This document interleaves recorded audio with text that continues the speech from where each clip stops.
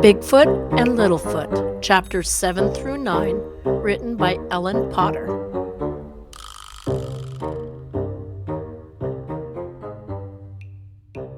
Actually, we were on number 7. Big Trouble. After school, Hugo and Winnie went to the Central Cavern District, where their mother and father and grandfather ran the everything you need general store and bakery. There were lots of other stores in the Central Cavern District. There was a barber shop and a toy store let's take a look at the map. So here's the post office, music shop, barber shop, bookshop, toy store, general store and bakery, tool shop. There's the school with the pool. Where you could get things like stink sap. There was a bookshop and there was a post office that took your letters to caves that were as far as 500 miles away. The little bell on the everything you need general store and bakery door rang when Hugo and Winnie stepped inside. Their grandfather was behind the cash register ringing up Mrs. Rattlebag's order when she complained about the price of hazelnut flour. "Your snacks are on the table," Grandpa called to Hugo and Winnie. Hugo and Winnie sat down on the ground. Hugo and Winnie sat down at the round cafe table. On it, there was a stack of acorn butter and raspberry cream sandwiches, a bowl of walnuts with shells still on. Hugo and Winnie liked to crack the shells with tea. And 2 glasses of pale green wild mint juice. As delicious as it all looked, Hugo had no appetite. He was too worried about Miss Nutluck's note. He laughed when he saw the human. "How was school?" Mom asked as she and Dad walked out of the kitchen, their hands stained with gooseberries. "Hugo got in trouble today," said Winnie right away. Even though Winnie wasn't in Hugo's class, word of bad behavior always spread quickly around their school. Hugo kicked her under the table and Winnie screeched. "Ah!" "Enough," Mom said to them both sternly. "What happened, Hugo?" Dad asked. Hugo dug into his backpack and pulled out the note. A note from a teacher is never a happy thing, especially when the note says that your very own squidge was not only spotted by a human, but was spotted because he laughed at it. "Laughing at a human, Hugo?" "A human?" Mom cried after she read the note. "Humans are no laughing matter," Dad said. "They're dangerous creatures." "Sometimes I wish I were a human," mumbled Hugo. "What did you say?" his dad asked. "He said he wishes he were a human," Winnie repeated loudly. "Nonsense. But I do wish I were a human," Hugo shouted.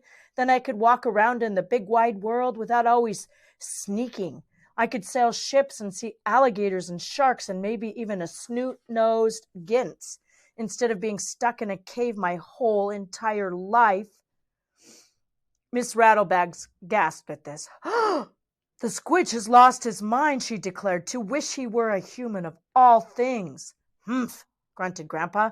"I suppose that humans are no worse than Sasquatches. Some are good and some are bad and some are just a pain in the tush." He gave Mrs. Rattlebags a look. After Hugo's outburst, his parents sent him straight home to his room to think about what he'd done. Miserable, he sat at the floor by the stream watching as the tiny silver fish swam into the bedroom. He dipped his hand in the water, and the fish swam between his fingers, playing. "Isn't that cool?" "I wish you were sharks," he said to the fish. They tickled his fingers. "I wish I had a boat and a navigator, and I could learn to have adventures of my own." Then he thought of something. If the little human could make a wish on a dandelion puff, why couldn't he make a wish too? Except he didn't have a dandelion puff. And how could your wish be carried off into the big wide world without a dandelion puff to blow on? He frowned and swished his fingers in the water, making a mini whirlpool, thinking. Suddenly he had an idea. He did have something he could send out into the big wide world. He opened his toy chest and took out his little carved boat. He held it in his hand and closed his eyes exactly like the human had done. Then he made a wish. "I wish I could have an adventure," he said. Gently he placed his boat in the stream and blew on it, just like the human had blown on the dandelion. He blew and blew until the little boat sailed through the hole in the bottom of his wall and out into the big wide world. There's his boat. Chapter 8. More bad news. That's not too good. Nothing happened, not a single thing. His wish did not come true. Plus, the next day, there was more bad news at school. Mrs. Nuckluck had announced that because Hugo had been spotted by a human, there would be no more hide-and-go sneak classes for the rest of the semester. No fair, all the squidges cried. Yeah, how come we all have to be punished for the dumb thing that Hugo did? Said Malcolm. Hugo slumped down in his seat. He'd never felt so terrible in his life. At recess, no one would play with him. If there was a game of 5 rocks, 2 sticks, and Hugo asked to play, the other squidges would say, sorry, the game just ended, and they'd walk away to do something else. Even Izzy was mad at him. Hugo had brought in an extra rare monster card to show him, but Izzy just shrugged and walked away. Don't worry, Hugo, Gigi said as she patted him on the back. By next week, the class will forget that they're mad at you. He wanted to believe her. He really did. But after all, Gigi was the one who told him about wishes coming true if you blew on a dandelion puff. And so far, the only thing that had changed was that everyone was angry with him. But then, 3 days later, something did happen. Rick-a-tick-tick. Chapter 9. Hugo was lying in bed, almost asleep, when he heard it. Rick-a-tick-tick. At first, Hugo thought it was a mouse. Sometimes mice would creep into his room looking for a warm place to sleep at night. That was okay with Hugo. He didn't mind mice at all. He closed his eyes and started to drift back to sleep. Rick-a-tick-tick. Hugo opened his eyes again. That doesn't sound like mice, he thought.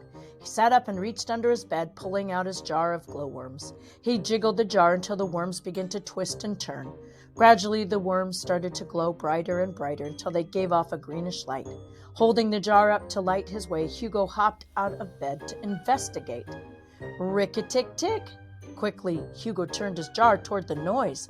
What he saw made him gasp in surprise. Floating on the stream in his room was his little toy boat.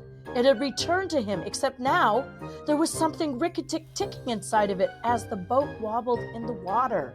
Carefully, Hugo picked up the boat. Inside it was a little plastic toy in the shape of a human.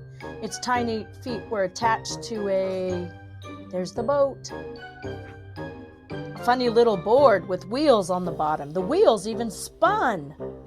Who does this belong to, thought Hugo. Not a Sasquatch. Sasquatches don't have toys like this. Must belong to a human. Hugo held the toy in his hand, looking down at it in wonder. Something that came from the big, wide world was sitting in the palm of his hand. Maybe his wish was beginning to come true. It wasn't an adventure exactly, but it did seem like the start of one. And that's where we're going to end. Look at Chapter 10, The Secret Project. Ooh, Hugo was busy. I wonder what he's doing. You may want to read the rest of the Bigfoot and Littlefoot books by Ellen Potter.